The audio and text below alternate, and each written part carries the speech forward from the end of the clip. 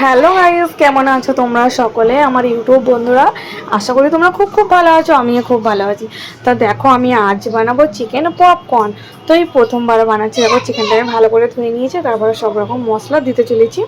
তো কী কী মশলা দিলাম এখানে সামান্য পরিমাণ মতো নুন দিয়েছি, জিরে দিয়েছি, তো গোলমরিচ গুঁড়ো দিয়েছি, আদা রসুন বাটা দিয়েছি, তো পরিমাণ মতো দুধ দিয়ে নিয়েছি, তো অল্প একটু বিরিয়ানি মশলা, এটা হলো সোয়া সস দিয়ে আমি বেশ করে ভালো করে মাখিয়ে নেব।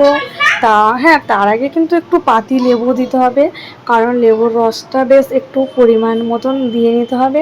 তারপরে দিয়ে দিলাম টমেটো সস। দিয়ে আমি ভালো করে বেশ ম্যারিনেট করে নেব। তো ভালো করে আমি ম্যারিনেট করে দিচ্ছি। দেখো, কিন্তু আজকে প্রচণ্ড বৃষ্টি হচ্ছে। আপনাদের ওখানে বৃষ্টি হচ্ছে কি কমেন্টে জানাবেন, কারণ এই বৃষ্টি হচ্ছে বলে আজকে এটা প্রথমবার ট্রাই করলাম, কারণ আমি এটাই প্রথমবার করছি, জানি না কেমন হবে। তো দেখো, আমি ভালো করে মাখিয়ে নিয়েছি। তো তার মধ্যে ভুলে গিয়েছিলাম ডিম দিতে, তো একটা ডিম ফাটিয়ে দিয়ে দিলাম। তো ভালো করে ম্যারিনেট করে আমি বেশ 2.5 থেকে 2 ঘন্টার মধ্যে আমি এটা ফ্রিজে রেখে দেবো, কারণ একটু থাকলে অনেকক্ষণ একটু সফট হয় জিনিসটা।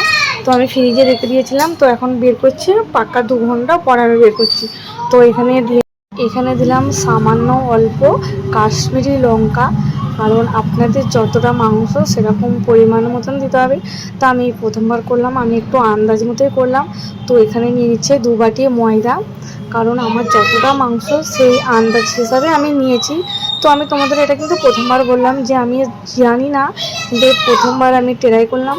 তো ময়দার সঙ্গে মিক্স করতে হবে সামান্য একটু জিরে গুঁড়ো, গোলমরিচ গুঁড়ো, আর এটা হলো কর্নফ্লাওয়ারটা একটু পরিমাণ মতন একটু বেশি দিতে হবে, কারণ কর্নফ্লাওয়ারটার জন্যই একটু মজমজে ভাবটা আসবে।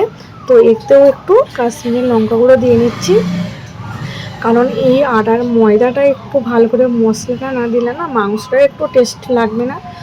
তো যাই হোক, আমি এটা ফোন দেখে করছি, ইউটিউব দেখে করছি। তো জানি না বন্ধুরা তোমরা কিভাবে করো। যাই হোক, আমার যদি কিছু ভুল থাকে তোমরা কিন্তু অবশ্যই কমেন্টে আমাকে বলে দিও, কারণ আমি এই প্রথমবার করছি, আমি আপনাদের বারবার বলছি। তো আমি এই প্রথমবার করছি।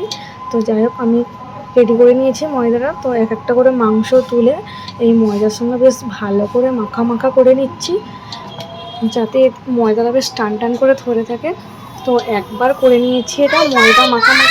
তো তারপরে এটা আরেকবার এটাকে জলে চুবিয়ে নিতে হবে। জলটা কিন্তু ঠান্ডা নিতে হবে, ঠান্ডা জলে এটা চুবিয়ে নিয়ে তো ওখানে আরেকবার ময়দার উপরে আরেকবার ভালো করে প্রেস করে নিতে হবে, সুন্দরভাবে একটা ময়াল দিতে হবে, যাতে মাংসটাকে একদম ভালো করে সুন্দরভাবে ধরে রাখতে পারে, যাতে টান জিনিসটা হতে পারে। তো আজকের বৃষ্টির দিনে খুব ভালো লাগছে, আমাদের ওয়েদারটা খুবই ভালো লাগছে। চলো যাই হোক, এখন আমার সব কিছু রেডি, চলো ভাজা যাক। তো জানি না কেমন হয়েছে, তো অবশ্যই আমার ভুল থাকলে তোমরা কিন্তু অবশ্যই কমেন্ট করো। কমেন্ট না করলে কিন্তু একদমই বুঝতেই পারবো না যে আমার এর মধ্যে কী ভুল ছিল। তোমরা কিন্তু অবশ্যই কমেন্ট করো। যাই হোক, মোটামুটি আমি তেল গরম হয়ে গেছে, ছাড়ছি। তো ভাজার পর বুঝতে পারবো জিনিসটা কীরকম হয়েছে। এখন তো আমি একদমই বুঝতে পারছি না কি মশলা দিলাম না দিলাম। যাই হোক, আমার ভাজা কিন্তু মোটামুটি অলরেডি হয়েই গেছে। তো আমি একটা টেস্ট করলাম, মোটামুটি ঠিকই লাগছে। তো যাই হোক, তোমরা সবাই কে কে খেতে ভালোবাসো কমেন্ট করো। Bye bye, tata. পরের ভিডিও আসার জন্য আবার ভিডিওটা